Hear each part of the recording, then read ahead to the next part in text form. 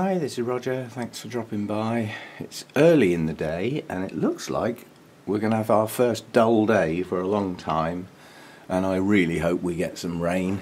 Obviously it doesn't affect anything in here, but it does affect the garden, which is becoming a bit of a problem. Things are starting to droop.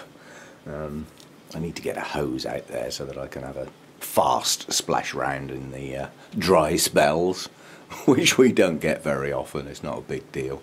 But yeah, my back's still playing up, and I've been putting off watering because of all the bending and everything, thinking to myself, if I rest it today it'll be fine tomorrow. Well, I've been thinking that all week and it still isn't, so I'm just going to have to grit my teeth and do it. I can't wait any longer.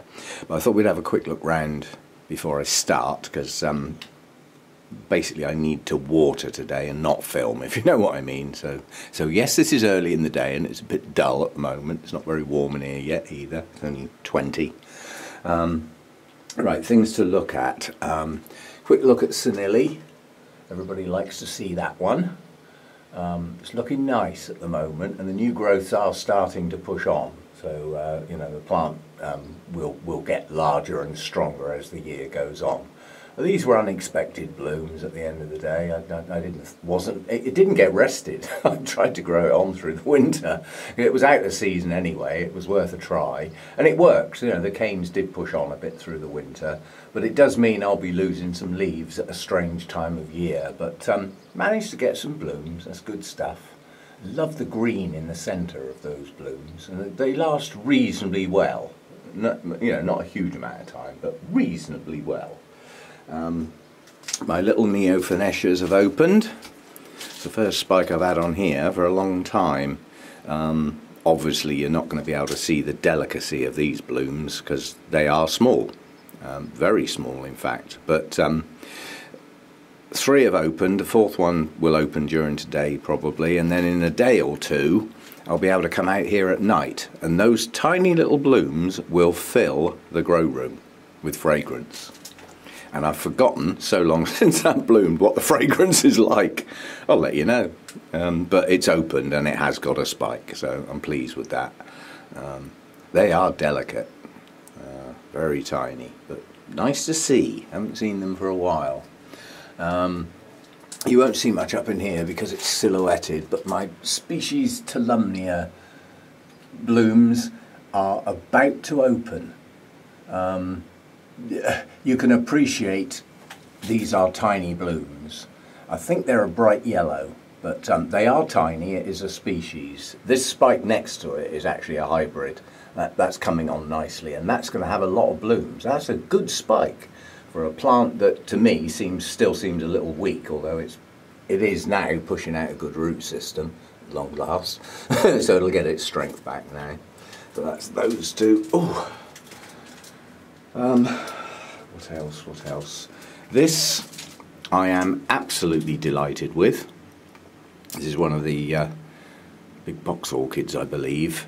And although the cross, this has got a proper name, it's, I've forgotten now, Memoria something Erdmann.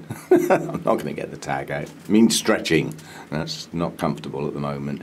But it's the same cross as a plant I've already got, but the cross is the other way round. And now I can literally see the difference, you know, just because the same 2 species are in a, and that's an ant. I'll have you down. I have seen a few ants lately in here. I don't deal with ants in the grow room. I deal with ants outside where they're coming from, and basically get at the nests and whack them out there, and then they just stop coming in because they stop. But they don't really do any harm. There's another one there. They don't do any harm.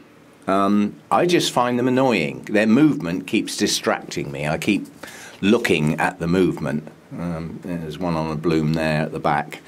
So they're around. I get them every year around this time when they come out of you know, their sort of winter hibernation or whatever they do in the winter, and they start venturing out looking for food. And in an orchid place there's happy sap, there's food for them. And they're very clever little creatures because they send out foragers looking for food. And if they find some, they go back to the nest. And then they do it again. and they effectively generate a trail, and the more ants that follow that trail, the stronger the smell of the trail gets, and the more ants you will get following the trail. So you get more and more. So the idea is to stop them at source.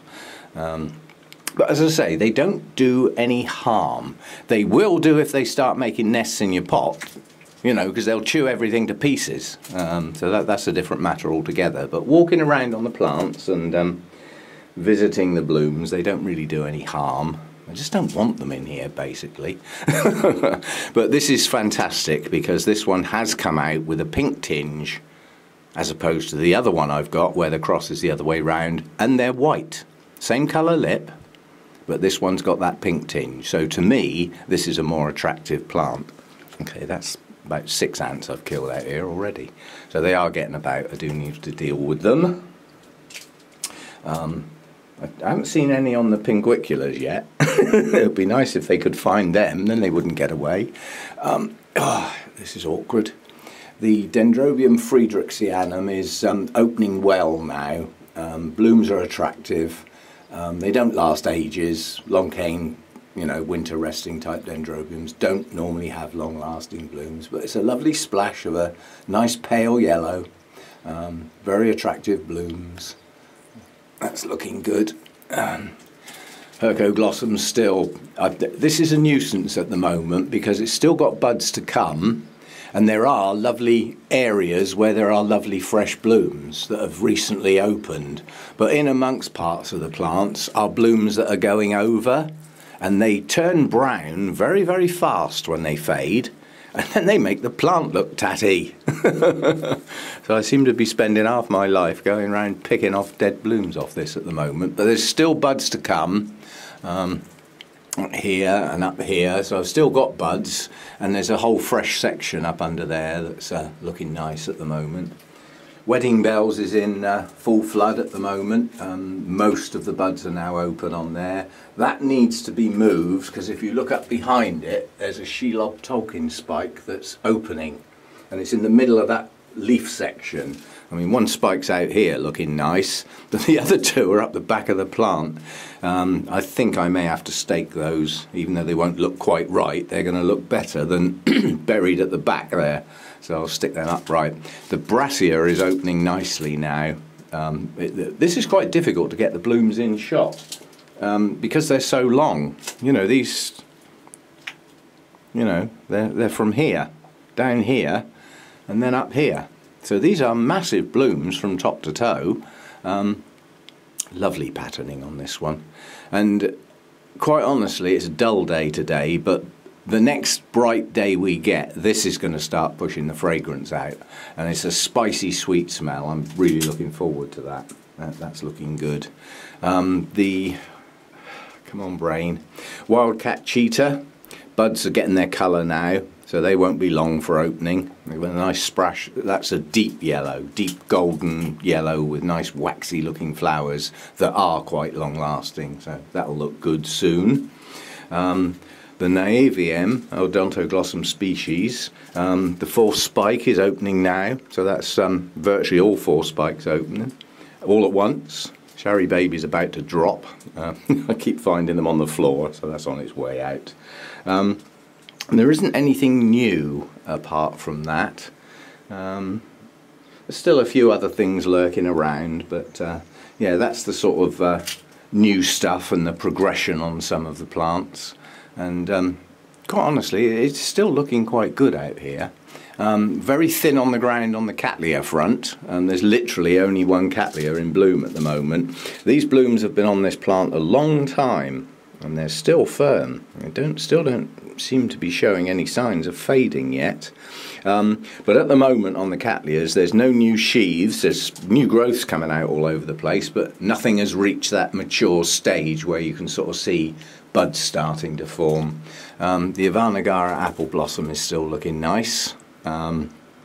We do have one of the new growths at the base is pushing. I really wish that other one would as well. I'd love to get 2 leads on this, but relatively it's not a large plant. You know, I mean, literally it's only got 5 pseudobulbs, and 2 of them are very old. I think that one's about, I was just going to say that one's about to drop its leaf. easily helped along the way. That's my pile there. That's where I build up dead blooms, dead leaves and stuff like that, and then each day I clear it out. You don't want to leave dead stuff lying around. But yeah, on the Cattleya front, there's no new sheaths or buds yet, because at the moment most of them are in growth mode, so they're pushing out new growths, and hopefully from those we will get some blooms, but they're going to be later in the year. They're certainly not that quick. There's some of the Latoria types, I think, are starting to move at the tips of the canes, so there may be some more blooms, you know, in that area soon. But apart from that, this is pleasing me a lot. I was hoping this was going to have that pink tinge. I mean, it distinctly looked like it, didn't it? You can really tell what colour blooms are going to be as the colour forms on the bud. So I was quite confident, but now I've seen it, that is absolutely stunning. And the version that I've got, that's the white with the gold in the lip, now means I have two what to me are entirely different plants. The plants are the same, they look the same, they grow the same, the leaves are the same, the canes are the same, but the blooms are different. So even though it's the same cross the other way round, they are to me now two totally different plants because of their blooms, and that is gorgeous. Be interesting to see how long they last. The longevity will be geared up to the dominant species in the cross. Now obviously my one, those blooms, the spikes grow fast, but the blooms don't last that long. I think you're looking at just over 2 weeks. I don't think they even make it to 3 weeks. So it'll be interesting to see if this one, with the cross the other way round, has any longevity. I doubt it. I suspect they will last a similar amount of time. But on both of those plants, I really would like to see some new growth starting, because neither of them have any signs of new growths at the moment. They're just blooming on the canes they've already got. So we'll see how that goes. And yeah, I'll see you next time. As I say, I need to get on with watering today. I'm just behind because I've been dreading doing all the bending and everything, but I'm just going to have to grit my teeth and get on with it. I can't leave it much longer. I've been going round with the sprayer, with the sort of temperatures I've had in here. The fans have been on full blast, so I've been going round with the sprayer trying to at least get some water in the tops of the pots, and you know, giving the leaves and everything a good soak, because that at least is some form of hydration, even if it only stops them losing their moisture so fast. It all helps. I've had quite high temperatures for quite a lot of days now, so I'm struggling to keep up, and having a bad back just really does not help one little bit. So I shall crack on today. My May updates are nearly there now. They've all been filmed and finished for some time, but I just didn't want to post them all at once because they're all long videos. But I'm up to part 7 now, so I've only got part 8 to go. That will be the last one over the over the next couple of days. I'll stick that one up, and that's done for the year then.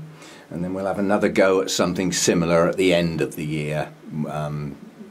Probably October time, something like that, maybe into the beginning of November.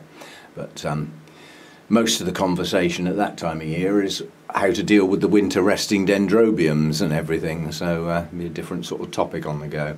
Anyway, I'll see you next time. Thanks for dropping by.